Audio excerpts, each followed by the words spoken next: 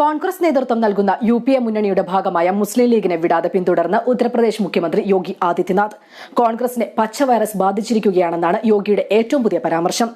കോൺഗ്രസിന്റേത് പ്രീണന രാഷ്ട്രീയമാണെന്നും ഉത്തർപ്രദേശിലെ റായ്ബ്രേലിയിൽ തെരഞ്ഞെടുപ്പ് റാലി അഭിസംബോധന ചെയ്ത് യോഗി ആദിത്യനാഥ് പറഞ്ഞു.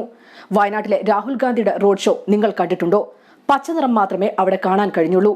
കോൺഗ്രസ് പതാക കാണാൻ കഴിഞ്ഞതേയില്ല. കോൺഗ്രസിനെ പച്ച വൈറസ് പിടികൂടിയിരിക്കുന്നു. അതുവഴി കോൺഗ്രസ് രോഗബാധിതയായി, യോഗി പറഞ്ഞു. ഈ മാസം 4-ന് രാഹുൽ ഗാന്ധി വയനാട്ടിൽ നാമനിർദ്ദേശ പത്രിക സമർപ്പിക്കാനെത്തിയപ്പോൾ മുസ്ലിം ലീഗ് പ്രവർത്തകർ പാർട്ടിയുടെ ഹരിത പതാകകളുമായി റാലിയിൽ അണിനിരന്നത് ചൂണ്ടിക്കാട്ടിയായിരുന്നു യോഗിയുടെ വിമർശനം.